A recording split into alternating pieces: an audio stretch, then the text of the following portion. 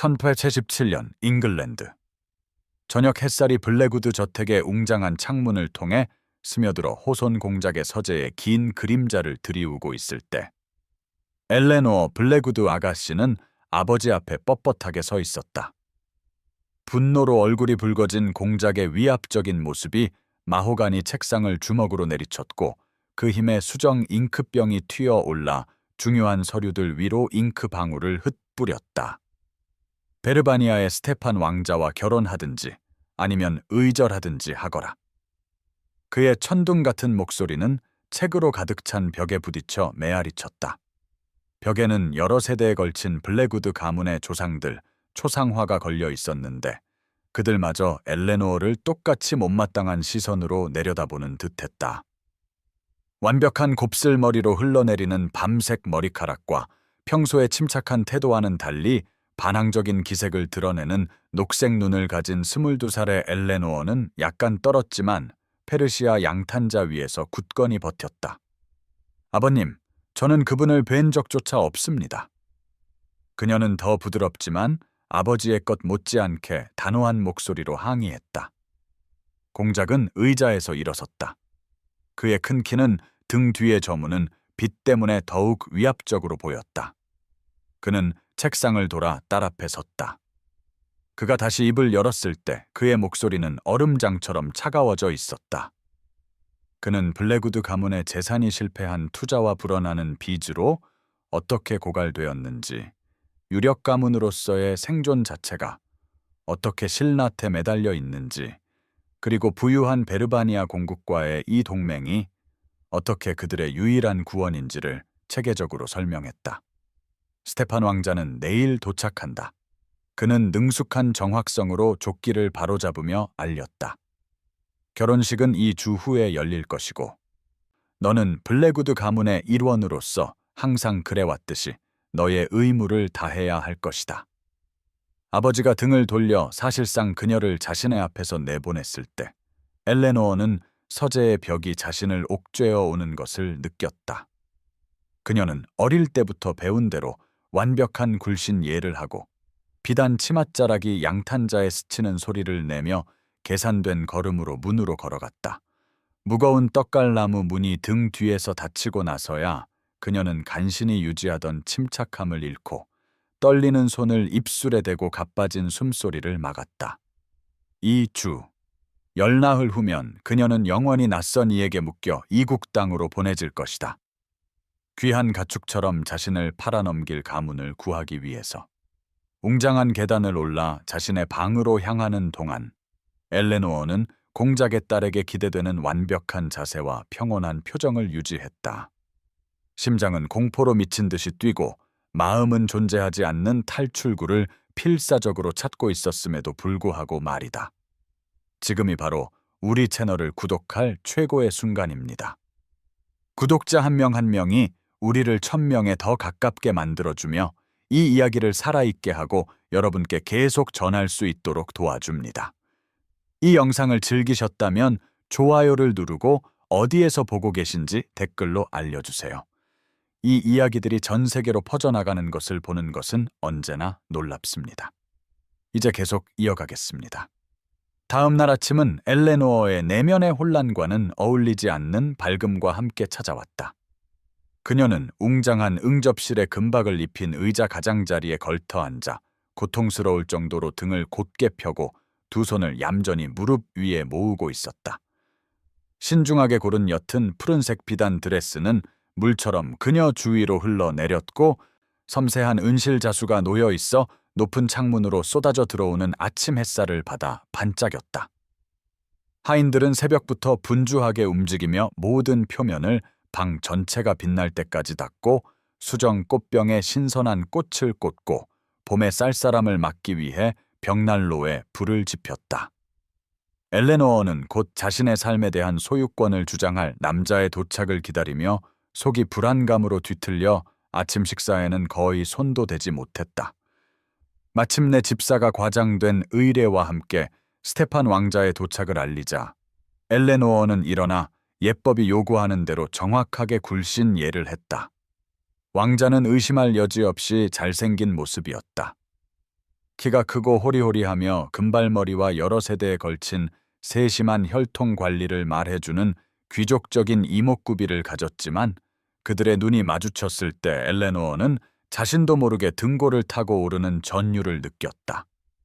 그의 옅은 회색 눈은 경매장에서 말을 감정하는 남자처럼 냉정한 무관심으로 그녀를 평가했고 그의 미소는 능숙했지만 그 차가운 깊이까지는 결코 닿지 않았다.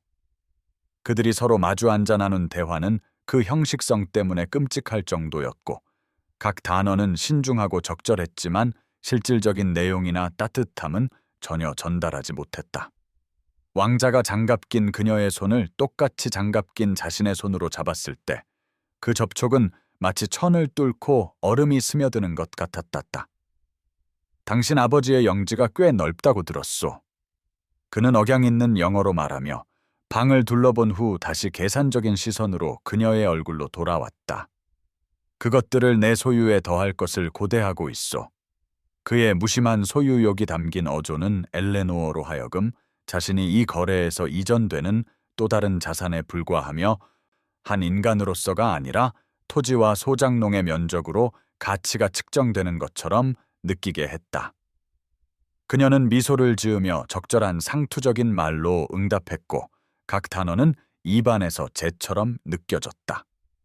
나중에 그녀가 자신의 방으로 돌아가기 위해 아버지의 서재를 지나갈 때 부분적으로 열린 문을 통해 목소리가 흘러나왔다. 왕자가 말하고 있었고 그의 어조는 사무적이고 무심했다. 궁정에 내놓기 전 상당한 세련미를 더해야겠지만 동맹은 만족스럽소. 아버지의 우렁찬 동의는 마치 무덤이 닫히는 것처럼 그녀의 운명을 확정지었다. 엘레노어는 계속해서 자기 방으로 향했고 안전하게 닫힌 문 뒤에 설 때까지 위험 있는 걸음걸이를 유지했다. 그곳에서 그녀는 차가운 창유리에 이마를 대고 한때 자신의 안식처였으나 곧 영원히 닿을 수 없게 될 영지의 자유로운 풍경을 내다보았다. 그날 밤 잠을 이룰 수 없었던 엘레노어는 비단 시트 속에서 안절부절 못하며 뒤척이다가 침실의 속박이 견딜 수 없게 되었다. 창문으로 쏟아져 들어오는 달빛은 일시적일지라도 탈출하라는 조용한 초대처럼 그녀를 유혹했다.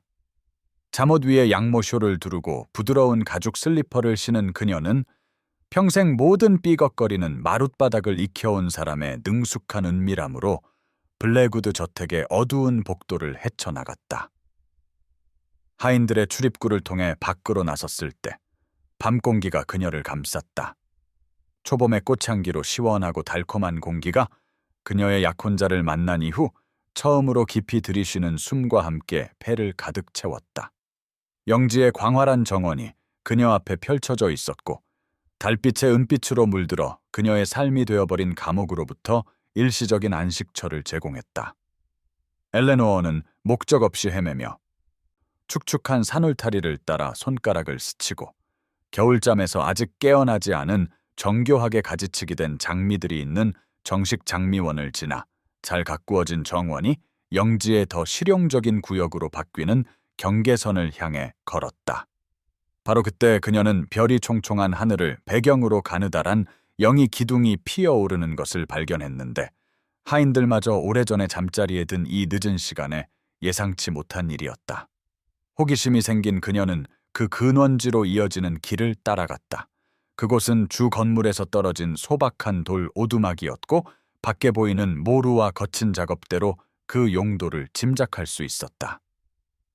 대장간 오두막이구나. 엘레노어는 늙은 윈터스 씨가 마침내 노환으로 세상을 떠난 후 아버지가 새로운 대장장이를 고용했다고 언급했던 것을 어렴풋이 기억해냈다.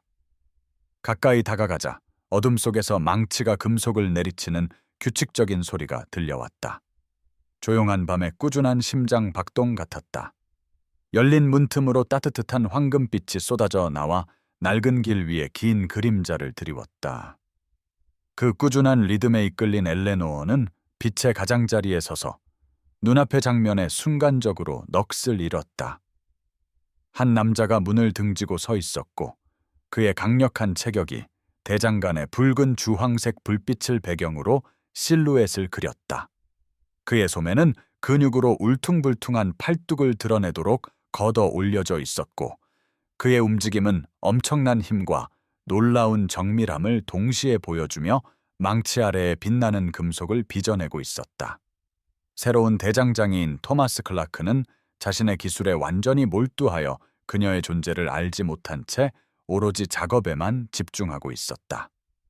그의 옆모습은 대장간 불빛을 배경으로 날카로웠고 시원한 밤 공기에도 불구하고 이마에는 땀방울이 반짝였다.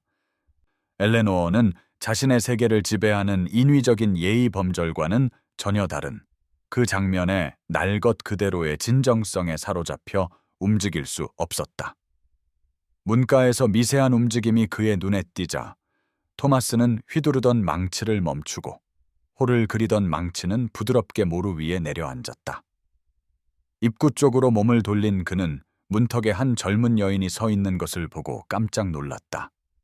그녀의 섬세한 잠옷과 숄은 그의 작업장의 거친 환경과 극명한 대조를 이루었다.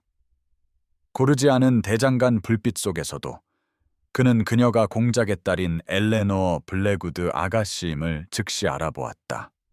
이 시간에 그의 초라한 작업장에 그녀가 나타난 것은 8월에 눈보라가 치는 것만큼이나 예상 밖의 일이었다.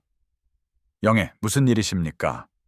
그는 자신의 체구에 어울리지 않게 놀랍도록 부드러운 목소리로 물었다. 거친 손을 재빨리 근처에 천에 닦으며 가볍게 허리를 굽혔다. 상황의 부적절함을 의식하면서도 한밤중에 본체에서 멀리 떨어진 곳에 나타난 그녀의 모습에 걱정이 앞섰다. 엘레노어는 순간적으로 말을 잃었다. 자신을 계산적으로 평가하는 대신 단순한 인간적인 관심으로 바라보는 그의 따뜻한 갈색 눈, 그 직설적인 시선에 충격을 받았다.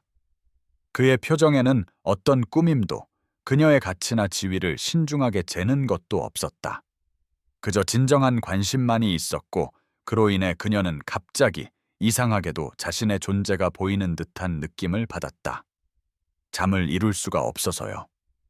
그녀는 미래의 남편에게는 하루 종일 능숙한 인사치레만 늘어놓았으면서 사실상 낯선 이에게 자신의 솔직한 심정을 털어놓는 스스로에게 놀랐다.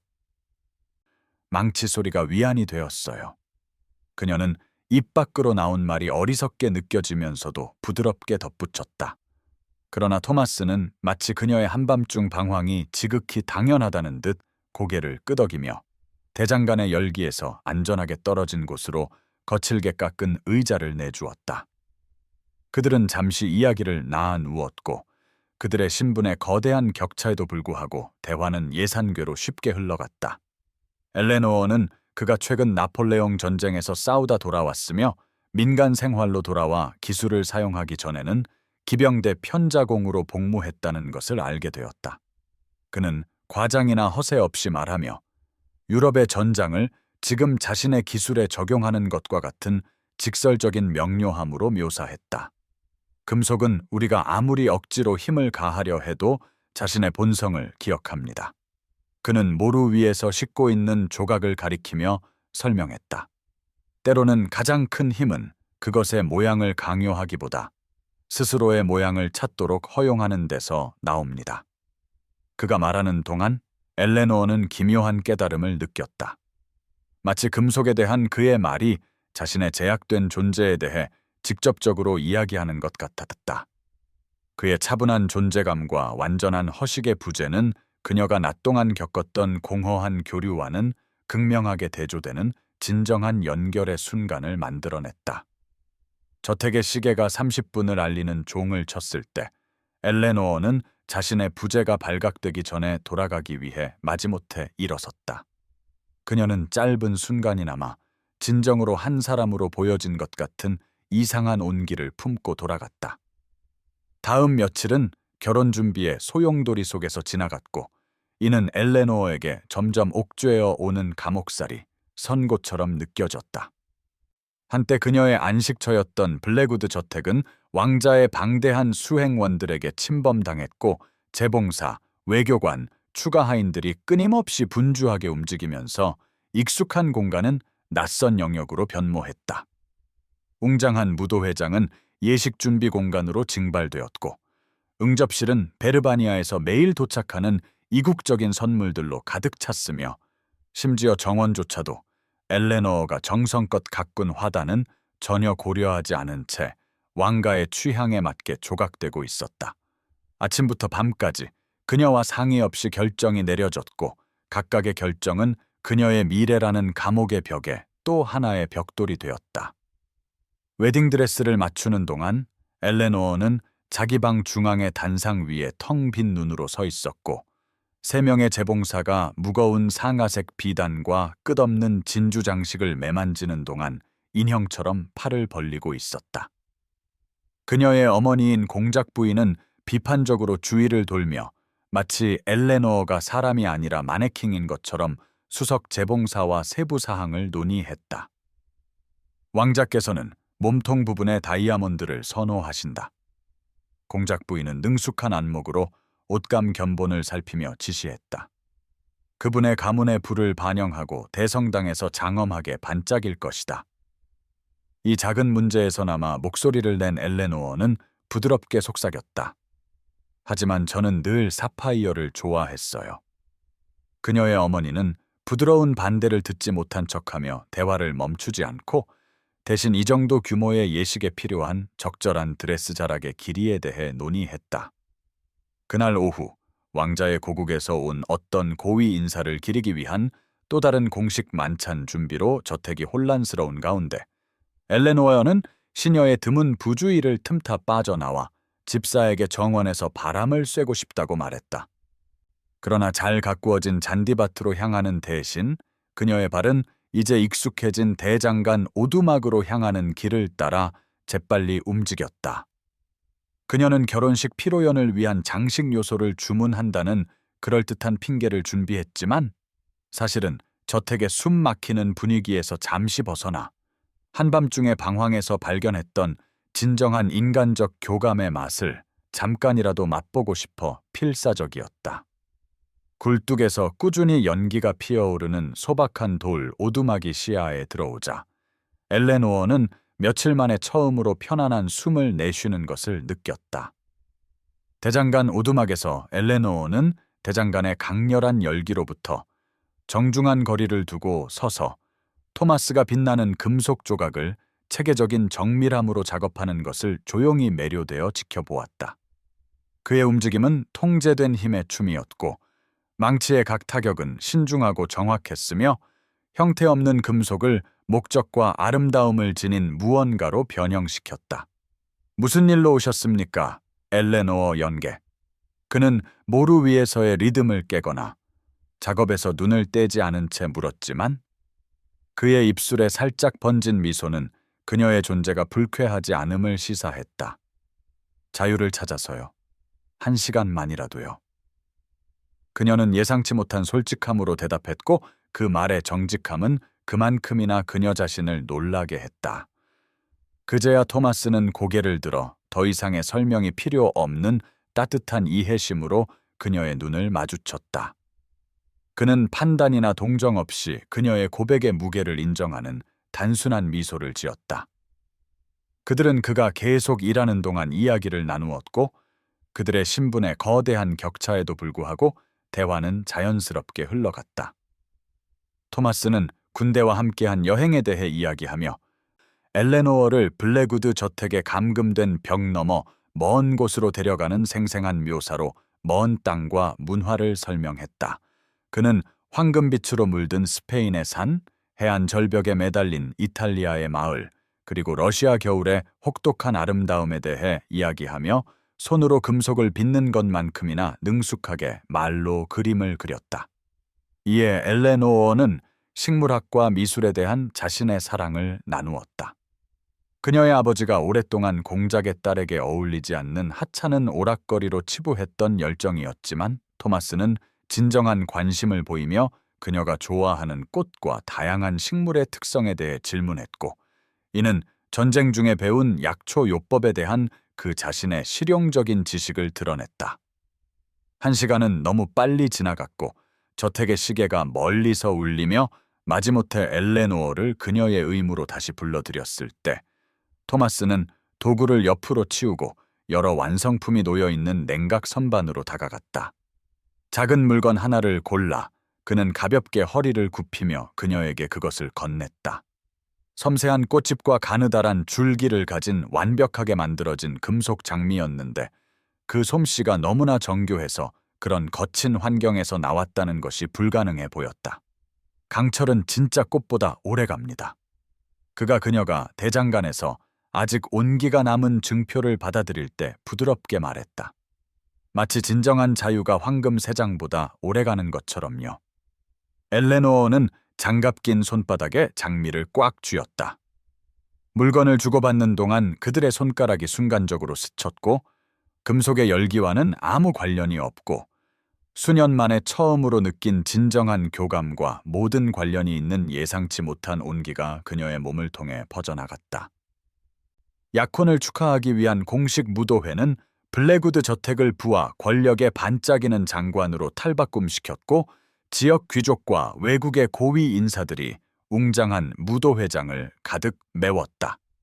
수정 샹들리에가 수백 개의 촛불로 환하게 타오르며 금박을 입힌 거울에 반사되었고 먼 온실에서 막대한 비용을 들여 수입한 이국적인 꽃들을 비추었다. 악사석에서는 완전한 오케스트라가 연주했고 제복을 입은 하인들이 샴페인과 진미를 은쟁반에 담아 돌아다녔다. 엘레노어는 은색 드레스를 입은 유령처럼 저녁 내내 움직였다. 드레스의 직물은 걸을 때마다 달빛처럼 반짝였고 목과 손목의 다이아몬드는 빛을 받아 눈부신 섬광을 일으키며 사방에서 감탄의 시선을 끌었다. 그녀는 눈까지는 결코 미치지 않는 능숙한 미소로 축하를 받았고 예법을 만족시키면서도 내면의 혼란은 전혀 드러내지 않는 완벽한 굴신 예와 연습된 응답을 했다. 스테판 왕자는 예의상 절대적으로 필요할 때만 그녀 곁에 머물렀고 그녀를 정중한 무관심으로 대하다가 필연적으로 정치적 토론에 열중한 남자들 무리로 떠내려가 엘레노어를 계산적인 눈으로 그녀의 가치를 평가하는 부인들의 시선에 맡겨두었다. 신선한 공기가 필요하다는 핑계로 자리를 비운 뒤 테라스에서 드물게 혼자 있는 순간 엘레노어는 숨겨진 주머니에 손을 넣어 토마스가 선물한 금속 장미의 매끄러운 윤곽을 느꼈다. 손가락 끝에 닿는 차가운 강철의 감촉은 무도회의 환상적인 세계 속에서 그녀를 현실에 붙잡아 주었고 이 벽 너머 어딘가에는 정치나 이익에 오염되지 않은 진정한 인간적 교감이 존재한다는 것을 상기시켜 주었다. 이 작은 증표에서 힘을 얻어 그녀는 자신의 영희로 돌아가기 위해 마음을 다잡았다. 그녀가 다시 무도회장으로 들어서자 미래의 왕자비 앞에 군중이 정중하게 길을 터주었다. 엘레노어는 줄어드는 와인을 보충하기 위해 와인 쟁반을 들고 온 추가 하인들을 발견했다. 그들 중에는 토마스가 서 있었는데 남자 하인에게 요구되는 단순한 검은색 복장을 하고 있어 이상하게 격식을 차린 듯 보였고 그의 강한 손은 섬세한 수정잔 쟁반을 받치고 있는 것이 어색해 보였다. 그들의 눈은 붐비는 방을 가로질러 잠시 마주쳤다. 그는 집안의 아가씨에게 하인이라면 누구나 하듯 정중하게 허리를 굽혔지만 그 찰나의 시선 속에서 말로는 표현할 수 없지만 명백히 실제하는 인식과 이해의 교류가 흘렀다.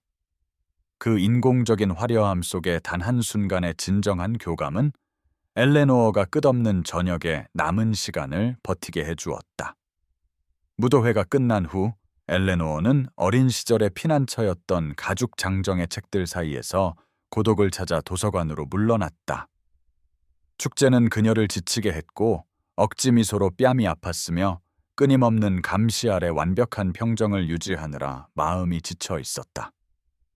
그녀는 높은 창문 앞에 서서 달빛 비친 정원을 바라보며 토마스의 금속 장미가 엉덩이에 닿아 있는 숨겨진 주머니를 무심코 만지고 있었다. 그때 무거운 문이 불길한 딸깍 소리를 내며 닫혔다. 스테판 왕자가 입구에 서 있었다. 그의 정장은 늦은 시간에도 불구하고 여전히 흠잡을 데 없었고 그의 옅은 눈은 벽난로 불빛을 반사하며 차가운 평가의 시선으로 그녀를 바라보았다. 당신이 혼자 대장간 오두막을 방문했다고 들었소. 그는 계산된 걸음으로 그녀에게 다가오며 위험할 정도로 부드러운 목소리로 말했다. 엘레노어는 숨이 멎는 것을 느꼈고 마치 비밀을 보호하려는 듯 그녀의 손은 본능적으로 숨겨진 주머니에서 멀어졌다. 왕자는 불편할 정도로 가까이 다가올 때까지 접근을 계속했다. 그의 숨결에서 비싼 향수와 와인 냄새가 났고 그는 정확하게 말했다. 그런 행동은 우리가 결혼한 후에는 용납되지 않을 것이오. 그의 어조에는 분노의 기미가 전혀 없었고 그것이 오히려 소리치는 것보다 그 말을 더 무섭게 만들었다. 당신은 절대적인 품위로 나의 왕국을 대표하게 될 것이오. 그의 손가락이 갑자기 그녀의 팔꿈치 위팔을 움켜쥐었고 엘레노어가 고통의 신음을 참기 위해 입술을 깨물어야 할 정도로 압력을 의도적으로 높였다. 나는 당신의 애정은 필요 없소. 그는 그녀의 얼굴에서 반항의 기미를 찾으려는 듯 그녀를 살피며 가차없는 소나귀로 말을 이었다. 단지 당신의 복종과 후계자가 필요할 뿐이오. 그가 아이들에 대해 말할 때 그의 눈에 비친 차가운 계산은 그의 고통스러운 소나기보다 더 깊이 엘레노어를 오싹하게 만들었고 그녀의 몸은 단지 그가 통제할 또 다른 소유물에 불과하다는 것을 명확히 했다. 그가 마침내 그녀를 놓아주고 그의 손길의 폭력성을 조롱하는 듯한 정중한 절과 함께 떠났을 때 엘레노어는 창가에 얼어붙은 채 서서 아침이면 분명 멍이 들 팔을 문질렀다. 그녀를 소중히 여길 사람이 아니라 관리해야 할 재산으로 보는 남자와 함께 갇혀 자신을 기다리는 평생의 통제를 공포스럽게 깨달았다. 그날 밤 늦게 지치고 충격받은 채로 자기 방으로 돌아온 엘레노어는 낯선 여자가 그녀의 탈의실에서 옷을 풀고 있는 것을 발견했다. 가라앉는 마음으로 그녀는 5년 동안 충실했던 시녀가 근엄한 얼굴의 여자로 교체되었음을 알아차렸다. 그 여자는 심한 억양의 영어로 자신을 전하께서 적절한 베르바니아 궁정 예법을 돕기 위해 보냈다고 소개했다. 메시지는 명백했다. 그녀는 이제 감시당하고 있었고 그녀의 마지막 사생활의 흔적마저 왕자가 그들의 미래에 대한 그녀의 환상을 앗아간 것만큼이나 효율적으로 박탈당했다. 결혼식을 불과 며칠 앞두고 블랙우드 저택의 분위기는 숨 막히게 긴장되었고 마지막 준비는 열광적인 수준에 이르렀으며 왕자의 감시하는 하인들은 엘레노어의 모든 움직임을 주시했다. 그러나 왕자의 어머니가 드레스 맞춤 중에 예고 없이 도착하여 집안이 급히 방을 준비하고 예법을 재조정하느라 혼란에 빠졌을 때 행운은 예상치 못한 기회를 제공했다. 그 혼란 속에서 엘레노어는 간신히 빠져나와 추격에 기미가 있는지 끊임없이 어깨너머로 살피며 이제 익숙해진 대장간 오두막으로 향하는 길을 서둘렀다. 토마스는 그녀가 문으로 뛰어 들어왔을 때 작업대에서 일하고 있었지만 그녀의 상기된 얼굴과 겁에 질린 눈을 한번 보자마자 즉시 도구를 옆으로 치우고 그녀 곁으로 다가갔다. 무슨 일이 있었습니까? 그는 그녀의 떨리는 손과 표정에 서린 명백한 두려움을 알아차리고 거칠게 깎은 의자를 내주며 진심 어린 걱정으로 물었다. 말들은 필사적인 돌진처럼 엘레노어의 입에서 쏟아져 나왔다. 몇 주 동안 쌓여온 공포가 마침내 해방구를 찾은 것이다. 그녀는 왕자의 통제적인 성격에 대한 두려움, 아직도 팔에 희미하게 남은 멍, 그리고 그녀의 커져가는 공포와 상관없이 결혼을 진행해야 한다는 아버지의 확고한 입장을 털어놓았다. 토마스는 아무 말 없이 들었고 그의 따뜻한 갈색 눈은 그녀에게 고정되어 그녀의 말의 경류가 마침내 떨리는 숨으로 가라앉을 때까지 조용한 힘을 주었다. 오후의 햇살이 오두막 창문을 통해 스며들어 낡은 마룻바닥에 황금빛 무늬를 드리우면서 그들의 대화는 깊어졌다. 놀랍게도 토마스는 자신의 과거를 밝혔다. 그는 잉글랜드 북부의 하급 귀족으로 태어났지만 전쟁 후 유럽의 전장에서 진정한 고통을 목격한 뒤 허세와 공허한 사회적 의무의 삶으로 돌아갈 수 없어 자귀를 포기했다. 우리는 우리 자신의 새 장을 만듭니다. 연계. 그는 대장간 불을 지피며 부드럽게 말했다. 우리 각자는 기대, 두려움, 그리고 인정받고 싶은 절박한 욕구로 창사를 만들지요. 그리고 우리만이 그것을 열 용기를 찾을 수 있습니다. 그들이 이야기하는 동안 엘레노어는 자기 앞에 있는 남자의 육체적 존재를 예리하게 인식하게 되었다. 불굴의 금속을 빚을 수 있는 그의 손의 힘. 그러면서도 그녀의 강철 장미처럼 섬세한 것을 만들 만큼 부드러운 손. 불빛이 그의 얼굴 윤곽을 비추었고 그의 평범한 직업에도 불구하고 귀족 혈통을 말해주는 광대뼈를 강조했다. 그녀는 마치 보이지 않는 힘에 이끌리는 것처럼 더 가까이 다가가는 자신을 발견했다. 엘레노어가 떠나기 위해 일어설 때 토마스가 그녀를 부축하기 위해 손을 내밀었고 그들의 손은 짧고 금지된 접촉 속에서 만났다. 그 접촉은 엘레노어가 이전에 경험해보지 못한 인식의 전류를 그녀를 통해 보냈다. 피부와 피부의 단순한 접촉이었지만 그것은 그녀가 이제껏 겪어본 어떤 공식적인 교류보다도 더 깊이 친밀하게 느껴졌다. 계급과 신분의 인위적인 경계를 초월한 동등한 존재로서의 연결이었다. 엘레노어는 저택이 완전한 혼돈에 빠져 있는 것을 발견하고 돌아온다. 하인들은 복도를 급히 오가고 중앙홀에서는 고성이 메아리친다. 눈에 띄지 않게 돌아오려던 그녀가 옆문으로 들어서는 순간 한 하인이 그녀를 발견하고 숨기지 않는 안도감과 함께 즉시 그녀의 도착을 알렸다.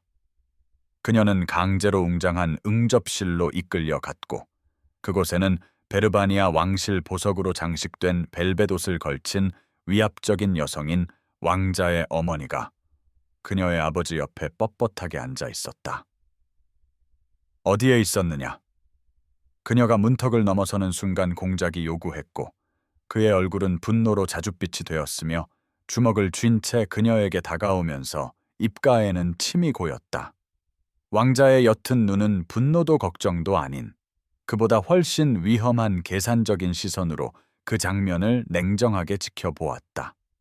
엘레노어는 망치질하는 심장에도 불구하고 굳건히 서서 떨리는 손으로 구겨진 드레스를 펴면서 위험을 보이려는 듯 턱을 쳐들었고 이는 아버지를 더욱 격분시켰다. 그녀의 행방에 대해 다시 추궁당했을 때 그녀는 토마스를 아버지의 분노나 왕자의 위험한 관심에 노출시키고 싶지 않아 단호하게 침묵을 지켰다. 침묵이 불편하게 길어지자 스테판 왕자가 포식자의 유려한 우아함으로 앞으로 나섰다. 그의 목소리는 엘레노어가 아닌 그녀의 아버지를 향해 차분하고 이성적이었다. 베르바니아에서는 그는 평소보다 억양이 더 두드러지게 차가운 정확성으로 설명했다. 귀족 영예들은 항상 경호원과 동행합니다. 이는 그들의 안전과 가문의 명예를 모두 보장하는 전통입니다. 그의 말은 완벽하게 조준된 화살처럼 공중에 매달려 그녀 아버지의 가장 깊은 관심사인 가문의 평판과 지위를 직접적으로 겨냥했다. 공작은 침울하게 고개를 끄덕였고 그의 결정은 즉각적이고 타협의 여지가 없었다. 결혼식까지 엘레노어는 집안에 감금되어 지속적인 감시를 받게 될 것이며 그녀의 모든 움직임은 그녀의 아버지나 미래의 남편에게 충성하는 하인들에 의해 감시될 것이다. 공작의 선언은 감방문이 쾅 닫히는 것처럼 느껴졌지만 엘레노어를 진정으로 등골 오싹하게 만든 것은 왕자의 눈에 비친 조용한 승리감, 자신의 의지를 강요할 완벽한 구실을 찾은 남자의 만족감이었다. 그날 밤 문 밖에 경비가 서고 새로운 시녀가 문턱 넘어 간이 침대에서 잠든 차에 자기 방에 갇힌 엘레노어는 창가에 서서 멀리 보이는 대장간의 불빛 한 점을 바라보았다. 그녀의 상황의 현실이 숨막히는 명료함으로 그녀를 짓눌렀다. 그녀는 사랑 없는 결혼뿐만 아니라 처음에는 아버지에 의해 그리고 다음에는 남편에 의해 이어지는 감금 생활에 직면해 있었다. 매일매일이 그녀가 지금 견디고 있는 감금의 연속이었고 그녀가 당연하게 여겼던 작은 자유들마저 하나씩 박탈당해 한때 그녀였던 사람의 흔적조차 남지 않게 될 것이었다. 결혼식 전날 밤이 찾아왔고 엘레노어의 내면의 혼란을 반영하는 듯한 거센 폭풍우가 몰아쳤다. 비는 그녀의 침실 창문을 격렬하게 후려쳤고 울부짖는 바람에 영지의 고목들이 휘고 잘 가꾸어진 정원은 물에 잠긴 습지로 변했다. 엘레노어는 유리창 앞에 미동도 없이 서 있었고 그녀의 모습은 저편의 어둠을 배경으로 유령처럼 비쳤다. 번개가 짧고 눈부신 섬광으로 정원을 비추는 것을 지켜보았다. 그녀의 웨딩드레스는 구석의 마네킹에 걸려 있었고 흰색 세팅과 진주의 유령은 공허한 기쁨의 약속으로 그녀를 조롱하는 듯했다. 화장대 위에는 금속 장미가 놓여 있었고 완벽하게 형성된 꽃잎이 촛불을 받아 반짝였다. 그녀가 곧 영원히 잃게 될 자유와 진정성을 상징하는 작은 증표였다. 그녀는 그것을 손바닥에 쥐고 특권적인 삶을 항상 둘러쌌던 연약한 진짜 꽃과는 다른 그 상당한 무게를 느꼈다. 내일 그녀는 베르바니아의 왕자비가 될 것이고 그녀의 황금 세장은 완성될 것이다. 그 생각에 너무나 강력한 육체적 혐오감이 밀려와 그녀는 서 있기 위해 창틀을 꽉 잡았다. 그 절박한 명료함의 순간에 엘레노어는 이 결혼을 절대로 할 수 없다는 것을 절대적인 확신으로 알았다. 그 깨달음은 공포가 아닌 예상치 못한 평온을 가져다 주었다. 마치 자신의 두려움에 이름을 붙이자 그 힘이 줄어든 것 같았다. 그녀는 문턱 너머 간이 침대에서 자고 있는 신녀를 지켜보았다. 방 열쇠는 그 여자의 허리에 매달려 있었다. 문 너머에는 경비가 의자에서 졸고 있었고 그의 간헐적인 코골이가 두꺼운 떡갈나무 문을 통해 들렸다. 엘레노아는 새로운 목적을 가지고 손에 든 금속 장미를 살폈다. 그 튼튼한 줄기와 약간 뾰족한 끝을 주목했다. 조용한 결심으로 그녀는 문 앞에 무릎을 꿇고 금속을 자물쇠에 넣고 작업했다. 마루틈으로 떨어뜨린 장난감을 되찾기 위해 마구간 소년이 자물쇠를 따는 것을 본 적이 있다는 것을 냉소적인 재미와 함께 기억했다. 처음에는 장치가 저항했지만 엘레노어는 절망에서 비롯된 인내심으로 계속했고 마침내 부드러운 딸깍 소리가 그녀의 노력에 보답했다. 그녀는 얼어붙어 경비의 숨소리에 변화가 있는지 주의 깊게 들은 다음 그가 여전히 턱을 가슴에 기댄 채 잠들어 있음을 확인하기 위해 문을 아주 조금만 천천히 열었다. 며칠 전, 지금은 완전히 이해하지 못했던 예지력의 순간에 준비해둔 잠옷단에 꿰매 넣은 작은 보석 주머니와 등 뒤의 옷 외에는 아무것도 없이 엘레노어는 자기 방에서 어두운 복도로 빠져나왔다. 어린 시절의 탐험 경험은 그녀가 하인들의 통로, 즉 지배 작업 공간을 귀족 거주자나 손님에게 보이지 않게 설계된 좁은 복도와 뒷계단을 탐색하는 데 큰 도움이 되었다. 폭풍구는 그녀의 탈출에 완벽한 엄호를 제공했다. 천둥은 그녀의 움직임 소리를 가렸고 저택 직원들은 저택에 잘 사용되지 않는 구역을 순찰하기보다는 부엌의 따스함 속에 헛들듯 있었다. 심장은 두근거렸지만 발걸음은 단호했다. 엘레노어는 마침내 겨울 동안 땔감을 들여오는 데 사용되는 작은 문에 다다랐다. 그녀는 문을 밀어 열고 폭풍우 치는 밤 속으로 나섰다. 어둠 속으로 뛰어들면서 얇은 잠옷이 즉시 비에 젖었고 그녀는 이제껏 알았던 모든 것을 뒤로 했다. 맨발에 흠뻑 젖은 엘레노어는 진흙투성이의 영지를 가로질러 달렸다. 비가 그녀의 가녀린 몸 위로 무자비하게 쏟아지는 동안 내딛는 걸음마다 물에 잠긴 땅 속으로 가라앉았다. 번개가 하늘을 가로질러 번쩍이며 순간적으로 그녀의 길을 비추었다가 다시 무서운 어둠 속으로 그녀를 밀어 넣었다. 그녀는 고르지 않은 땅에서 거듭 비틀거렸고 발은 추위로 감각이 없었으며 손바닥은 자갈과 돌에 넘어져 생채기가 났지만 그녀는 상상할 수 있는 유일한 안식처인 대장간 오두막을 향해 계속 나아갔다. 낮에 방문했을 때는 그토록 즐거웠던 여정이 이제는 폭우로 인해 완만한 경사가 위험한 미끄럼틀로 변하고 익숙한 길이 거의 보이지 않는 오솔길로 변하면서 힘겨운 시련이 되었다. 얇은 잠옷천은 제2의 피부처럼 몸에 달라붙었고 소박한 옷은 폭우로 거의 투명해졌으며 밤색 머리카락은 젖은 채 등 아래로 흘러내렸고 빗물은 얼굴을 타고 줄줄 흘렀다. 마침내 오두막이 그녀 앞에 나타났다. 폭풍 우치는 밤을 배경으로 한 단단한 그림자. 내부에서 빛나는 단 하나의 불빛은 토마스가 늦은 시간에도 깨어 있음을 시사했다. 엘레노어는 거의 나무문에 쓰러지다시피 하며 떨리는 팔다리에 남은 얼마 안 되는 힘으로 문을 두드렸다. 각각의 필사적인 노크에는 그가 대답해 주기를, 그가 자신을 미친 여자로 보고 외면하지 않기를 바라는 조용한 기도가 담겨 있었다. 문이 활짝 열렸을 때 토마스는 순간적인 충격으로 얼어붙었다. 오두막불의 따뜻한 빛이 그의 강력한 체격을 실루엣으로 비추는 가운데 그는 눈앞의 광경을 받아들였다. 호손 공작의 딸이자 외국 왕자의 신부인 엘레노어 블레구드 아가씨가 맨발로 절박하게 그의 문턱에 서 있었고 그가 알게 된 침착한 귀부인이라기보다는 물에 빠진 유령에 가까워 보였다. 그와 결혼할 수 없어요. 그녀는 천둥 같은 빗소리 위로 간신히 들리는 목소리로 숨을 헐떡이며 말했다. 그녀의 눈은 두려움과 결의로 이글거렸다. 사랑이나 자유 없는 삶을 사느니 차라리 의절당하겠어요. 아주 잠깐 동안 토마스는 미동도 없이 서 있었다. 그의 앞에 서 있는 존재의 거대함, 그녀가 말없이 요구하고 있는 것의 무게가 그의 얼굴에 스쳐 지나갔다.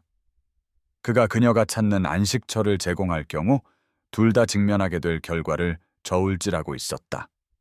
그러다 마치 어떤 내면의 싸움이 해결된 듯 그는 앞으로 손을 뻗어 그녀를 부드럽게 안으로 끌어당겼고 한 손으로는 폭풍을 막기 위해 문을 닫으면서 다른 한 손으로는 그녀의 떨리는 몸에 거친 양모 담요를 둘러주었다. 그의 표정은 여전히 갈등으로 가득했다. 그녀의 당장의 안위에 대한 걱정과 이런 상태와 이 시간에 그녀가 이곳에 있다는 사실이 그들 둘의 운명을 돌이킬 수 없이 바꾸어 놓았다라는 냉엄한 인식이 싸우고 있었다.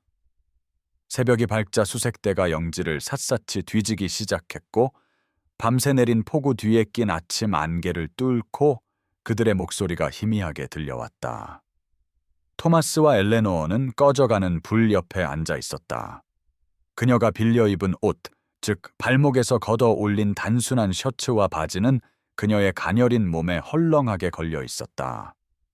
그들의 얼굴에는 가능성과 결과에 대해 밤새 이야기하며 점점 더 암울해지는 현실에 맞서 선택지를 저울질한 피로가 역력했다.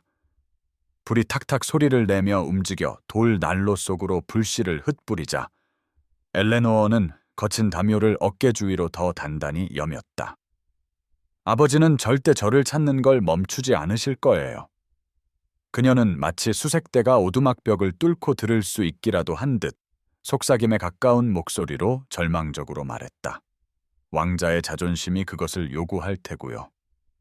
그들이 런던에 도착한다 해도 공작은 잉글랜드 전역에 연줄이 있고 왕자는 유럽 전역에 외교적 관계를 맺고 있다. 문명 세계 어디에도 공작의 딸이 발각되지 않고 숨을 수 있는 곳은 없었다. 토마스는 남은 땔감을 꺼져가는 불에 더하기 위해 일어섰다.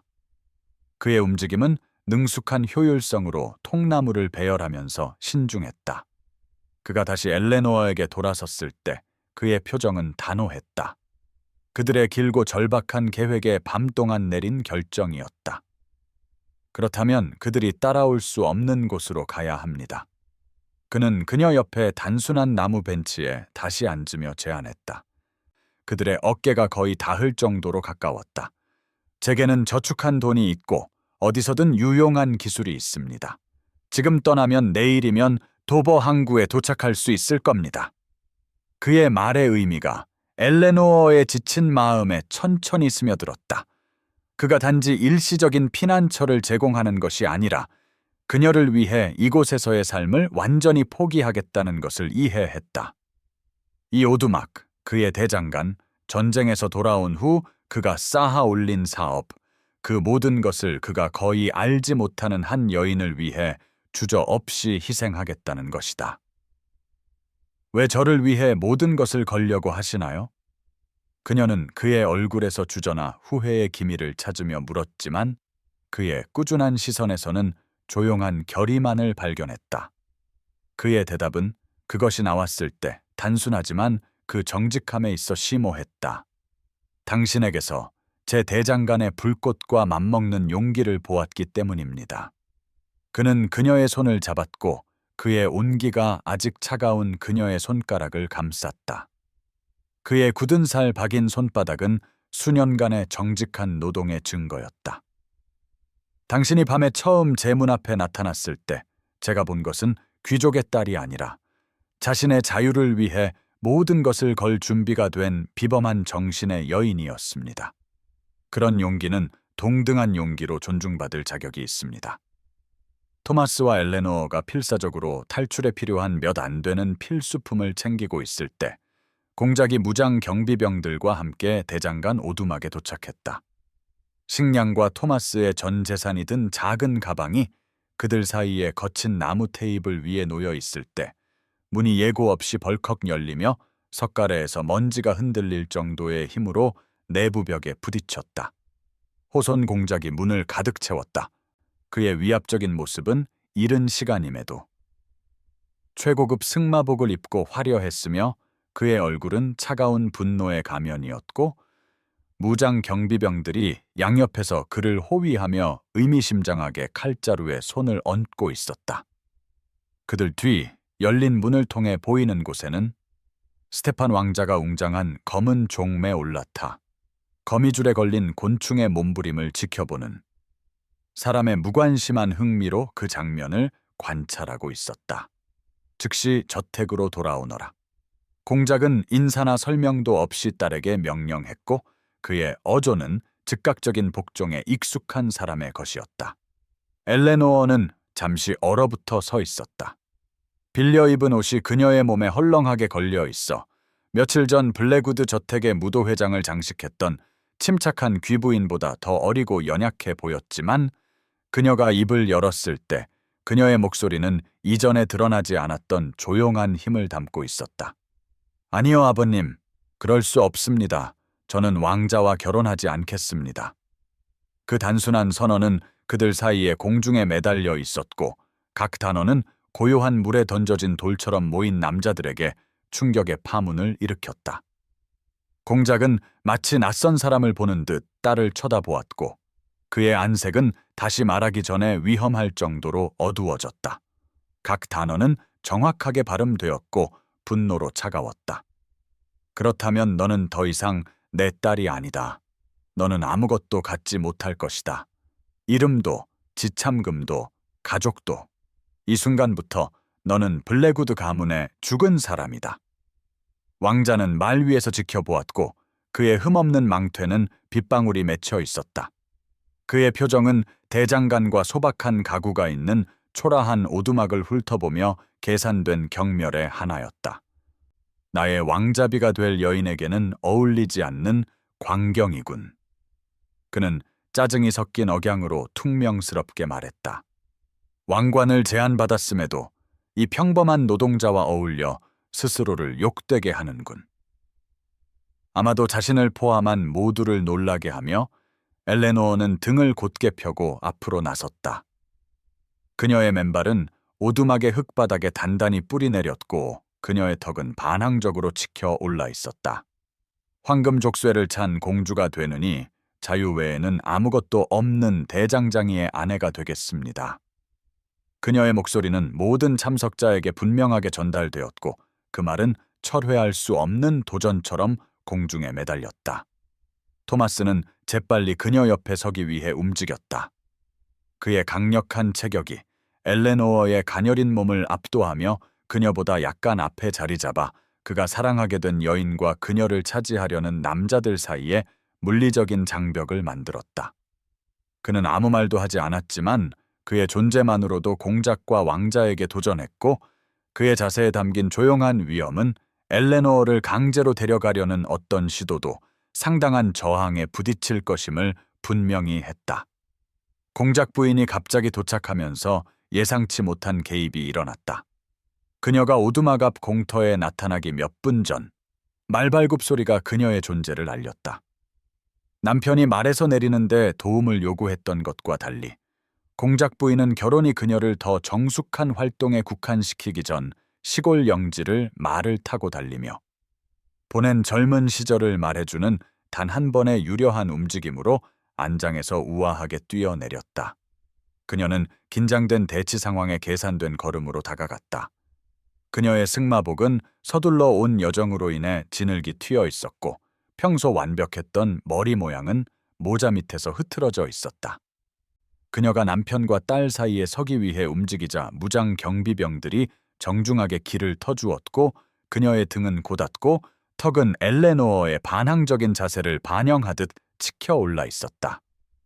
그녀는 조용하지만 단호하게 공작에게 말했고 그녀의 목소리는 장면에 내려앉은 정적 속에서 분명하게 들렸다. 나 또한 한때 마음보다 의무를 선택해야만 했단다. 그녀는 남편에게 말했지만 그 말은 분명 엘레노어의 귀를 위한 것이었다. 그 후로 매일같이 후회했지. 그 고백은 수십 년간의 말하지 못한 슬픔으로 무겁게 공중에 매달려 있었고 사랑의 결실이라기보다는 사업상의 거래였던 결혼 생활을 엿보게 했다. 이는 아마도 25년 동안 함께 했음에도 공작과 공작 부인 사이에 항상 존재했던 거리를 설명해 주었다. 그녀는 딸을 마주 보았고 엘레노어의 것과 너무나 닮은 눈에 눈물이 글썽겼다. 어머니와 딸의 닮은 모습이 이 공유된 반항의 순간에 갑자기 두드러졌다. 내 딸이 같은 실수를 저지르는 것을 보지 않겠다. 그녀는 단어 하나하나에 힘을 실으며 선언했다. 망토 밑에서 그녀는 부드럽게 짤랑거리는 작은 벨벳 주머니를 꺼내 엘레노어의 손에 단단히 쥐어주고 딸의 손가락을 그 주위로 감쌌다.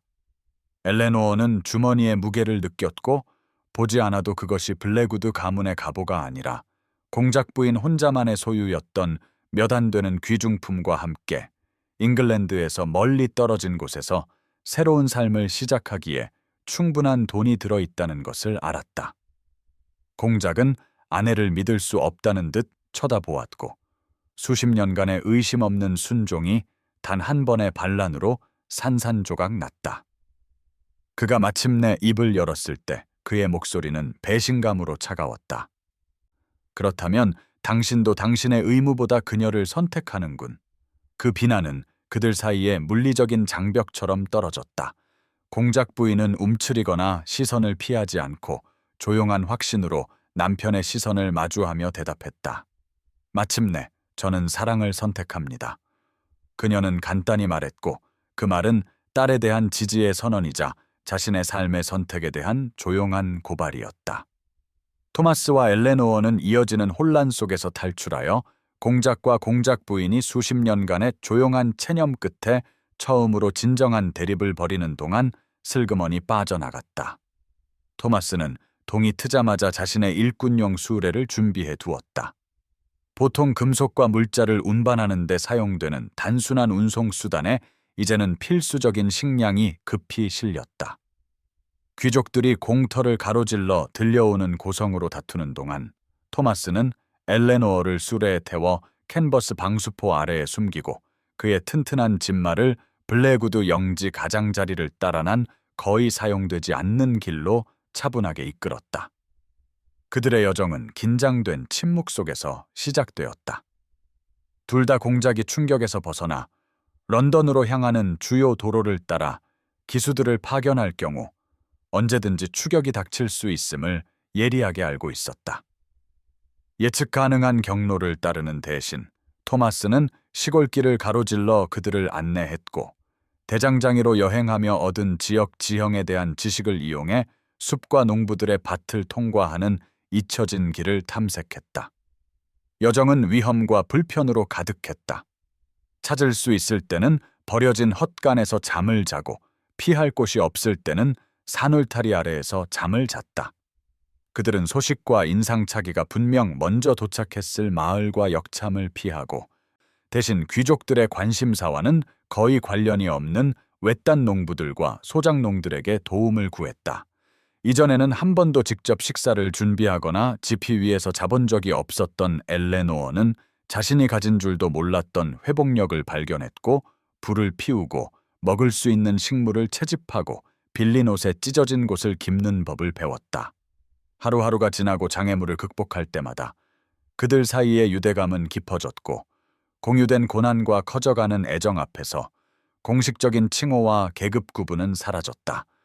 토마스는 신세계로의 수송을 원하는 미혼 커플에 대해 아무것도 묻지 않도록 선장에게 뇌물을 주며 미국으로 향하는 상선의 승선권을 확보하기 위해 조심스럽게 모아둔 마지막 동전을 사용했다. 그들은 아침 밀물의 항해를 시작하여 잉글랜드뿐만 아니라 그들을 영원히 갈라놓을 사회 구조 전체를 뒤로 할 것이다. 도버에 도착하기 전 마지막 밤, 그들은 버려진 양치기의 오두막에서 피난했다. 지붕이 부분적으로 무너졌지만 여전히 저녁의 쌀쌀함으로부터 보호를 제공했다. 부서진 울타리 기둥으로 만든 작은 불 앞에 앉아 토마스는 마침내 억누를 수 없게 된 감정을 입 밖으로 내었다. 당신이 처음 호기심 많고 두려움 없이 제 대장간에 나타났을 때부터 당신을 사랑했습니다. 그는 그들 사이의 좁은 공간을 가로질러 그녀의 손을 잡으려 할 때 갑자기 불확실해진 강한 손으로 고백했다. 지위보다는 자유를 추구했고 텅 빈 자기보다는 정직한 노동에서 가치를 본 여인을요. 엘레노어는 깜박이는 불빛 속에서 그에게 다가갔고 그녀의 응답은 그들 사이의 거리를 좁히면서 더 이상 말이 필요 없었다. 그들의 첫 키스는 자유와 가능성의 맛이 났고 그녀의 부드러운 입술은 동등한 열정과 확신으로 그의 입술과 만나 그들의 공유된 반항의 도가니 속에서 형성된 연결을 봉긴했다. 미국으로 가는 바에 위에서 엘레노어는 난간에 서서 잉글랜드가 등 뒤로 사라지는 것을 지켜보았다. 도버의 하얀 절벽이 안개 낀 수평선 속으로 점차 희미해졌다. 바다는 그들 앞에 끝없이 펼쳐져 있었고 그들이 선택한 미래를 반영하는 가능성과 불확실성의 광대한 공간이었다. 소금기 섞인 물보라가 바람과 섞여 그녀의 머리카락을 헝클었다. 더 이상 하인들에 의해 완벽하게 정돈되지 않고 어깨 주위로 자연스럽게 늘어뜨려져 있었다. 그녀가 빌려 입은 단순하고 실용적인 드레스는 배가 파도를 가르며 나아갈 때 다리에 나부꼈고 불과 몇 주 전만 해도 상상할 수 없었던 삶으로 그녀를 데려가고 있었다. 토마스가 난간에서 그녀 옆에 섰다. 그의 단단한 존재는 위안이 되었고 그는 낡은 나무 위에 놓인 그녀의 손 위에 굳은 살 박인 자신의 손을 얹었다. 후회하나요? 그는 바닷새의 울음소리와 돛이 펄럭이는 소리에 거의 묻힐 뻔한 목소리로 조용히 물었다. 모든 것을 뒤로 하고 떠난 것을요. 그 질문은 정직하고 필요하게 그들 사이에 걸려 있었다. 엘레노어는 자신이 버리고 온 모든 것을 생각했다. 태어날 때부터 그녀의 존재를 정의했던 자귀, 당연하게 여겼던 사치, 미리 정해진 길의 안정감, 마침내 진심을 보여주었지만 뒤에 남겨진 어머니. 바람이 잉글랜드의 마지막 보이는 흔적마저 날려버렸을 때 그녀는 자신의 자유를 위해 모든 것을 걸었던 남자를 마주보기 위해 돌아섰다. 저는 다른 사람들이 요구하는 존재가 되려고 애썼던 그 세월만을 후회해요. 그녀는 입술 위에서 말이 형성될 때 그 속에서 진실을 발견하며 대답했다. 당신과 함께 저는 마침내 제 자신이 되었어요. 그 단순한 선언은 그녀가 스테판 왕자와의 재단에서 했을 모든 형식적인 약속보다 더 많은 정직함을 담고 있었고 잉글랜드가 시야에서 완전히 사라진 것처럼 가식의 무게가 마침내 그녀의 어깨에서 걷혔다. 그날 밤 그들의 작은 선실의 사적인 공간에서 배의 규칙적인 삐걱거림과 파도의 부드러운 흔들림만이 유일한 증인인 가운데 그들은 사랑을 완성했다. 좁은 침대는 자귀와 신분이 더 이상 중요하지 않은 신성한 공간이 되었고 오직 그들의 공유된 인간성만이 존재했다. 엘레노어는 왕자와의 차갑고 의무적인 결합 속에서는 영원히 잠들어 있었을 감각의 몸이 깨어나면서 결코 가능하리라 알지 못했던 열정과 부드러움을 발견했다. 토마스는 경외와 욕망을 동등한 정도로 그녀를 만졌고 그의 힘은 부드러움으로 조절되어 그들은 가장 친밀한 방식으로 서로를 알아갔다. 그들의 결합은 아직 법이나 교회에 의해 공식화되지는 않았지만 그들의 마음속에 새겨졌고 어떤 정략 결혼보다도 더 구속력 있는 사적인 언약이 되었다. 1년 후 보스턴, 토마스는 성장하는 도시의 번화한 한 구석에 성공적인 대장간을 차렸다. 그의 망치가 꾸준히 울리는 소리는 감탄하는 군중을 끌어모았고 그들은 열린 문을 통해 그가 날것의 금속을 아름다움과 기능성을 겸비한 물건으로 변모시키는 것을 지켜보았다. 그의 참전 용사 신분과 뛰어난 기술이 결합되어 출생의 우연보다 장인 정신과 정직한 노동을 중시하는 실용적인 뉴잉글랜드 사람들 사이에서 존경을 받았다.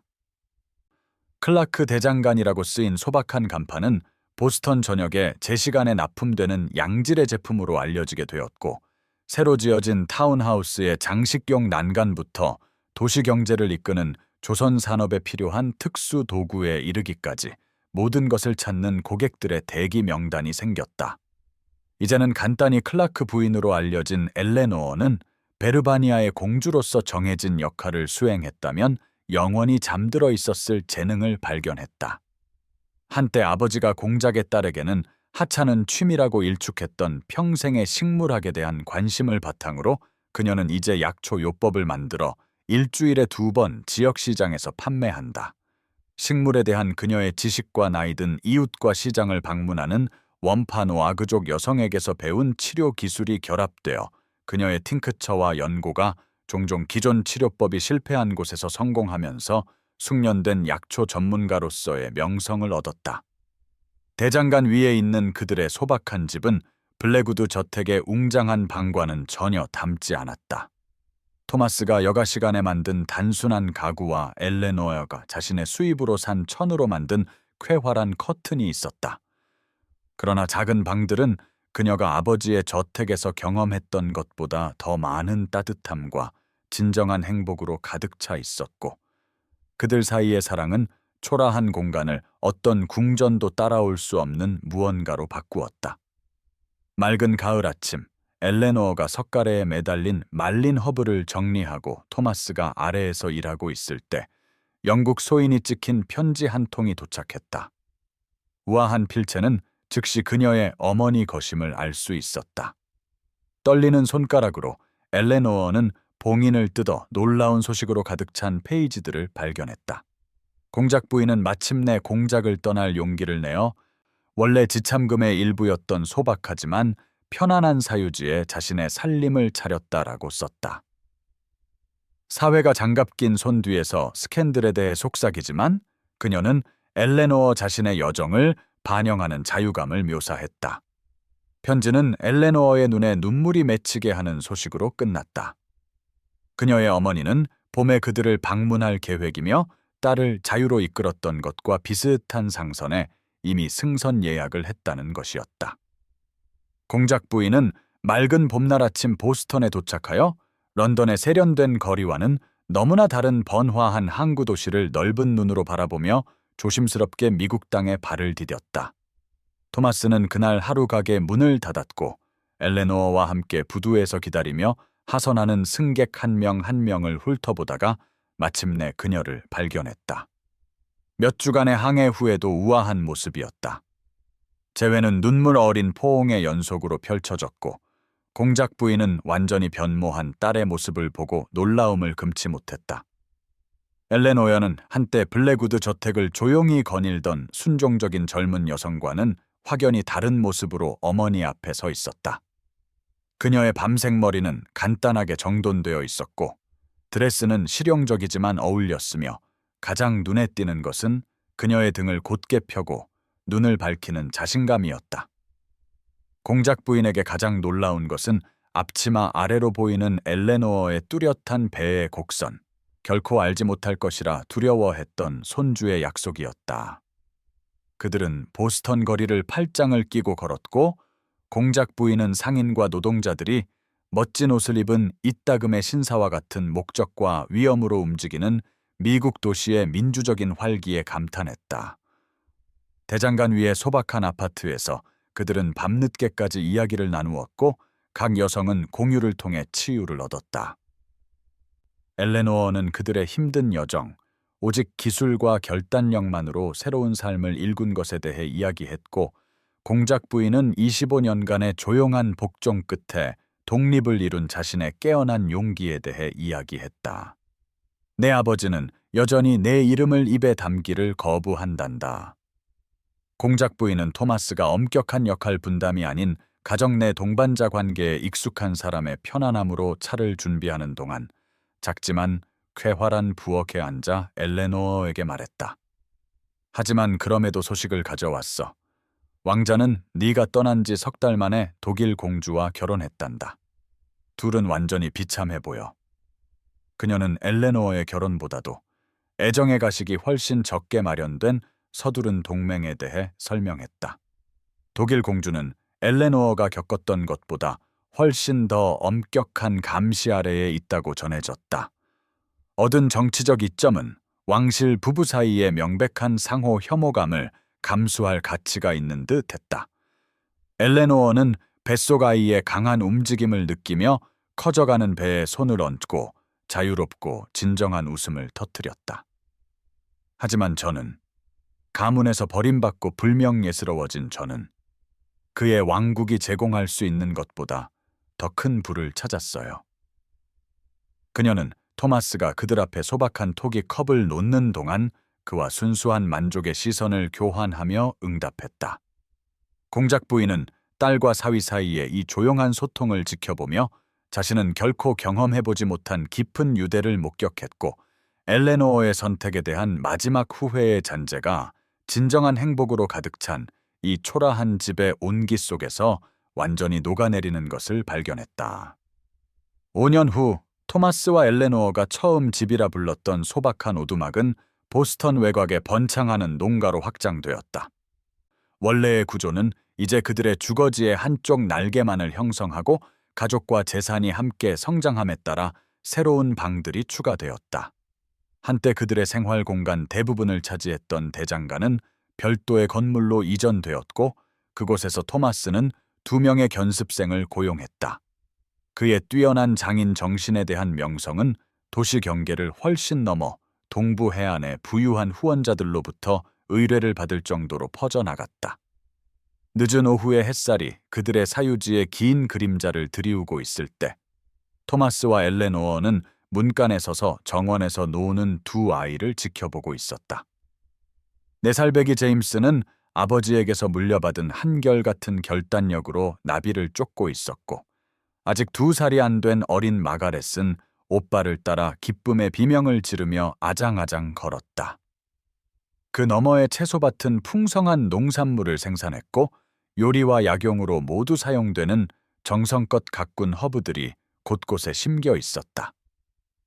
엘레노어는 이 지역 전체에서 찾는 존경받는 약초 전문가가 되었고, 식물에 대한 그녀의 지식과 인간의 질병에 대한 직관적인 이해가 결합되어 종종 정식으로 훈련받은 의사들이 처방한 것보다 더 효과적인 치료법을 만들어냈다. 그들의 집에 인접한 그녀의 작은 약방은 상당한 거리에서 방문객들을 끌어모았고, 많은 이들이 그녀의 부드러운 치료법이 기존 치료법이 실패한 곳에서 성공했다는 소문을 듣고 며칠을 여행해와서 영국인 약초 전문가와 상담하려 했다.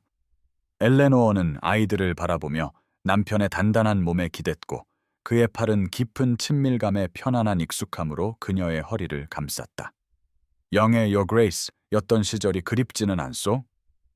토마스는 장난스럽게 물었지만 질문에는 진정한 호기심의 기미가 묻어 있었다. 결국 그녀는 공작 부인이 되도록 길러졌고, 태어날 때부터 귀족적인 특권과 권력의 삶을 위해 준비되었지만 결국 자귀를 인정하지 않고 혈통보다는 노력이 사회적 지위를 결정하는 나라에 오게 된 것이었다. 엘레노어는 그의 품에서 몸을 돌려 그를 마주 보았다. 그녀의 표정은 만족감으로 빛났고 자신의 심장 박동만큼이나 익숙하고 필수적이 된 얼굴을 살폈다. 무도회장에서 20년 동안 허리를 굽히는 것보다 맨발로 당신의 오두막으로 달려갔던 하룻밤에 더 큰 우아함 그레이스를 발견했어요.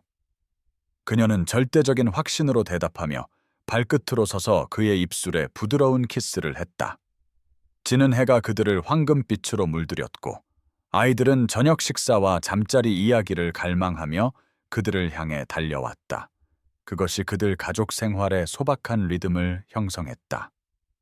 엘레노어는 마가렛을 품에 안았고 토마스는 제임스를 어깨에 태웠다. 네 사람은 결단과 사랑으로 함께 지은 집의 문간에 액자처럼 담겼다. 안으로 들어가면서 엘레노어는 한때 자신을 정의했던 모든 것, 자귀, 부, 가문의 이름을 이름으로써 진정으로 중요한 유일한 것, 즉 토마스의 모루에서 나온 강철만큼이나 강하게 단련된 사랑과 함께 진정성 있고 두려움 없이 살아가는 삶을 얻었음을 깨달았다.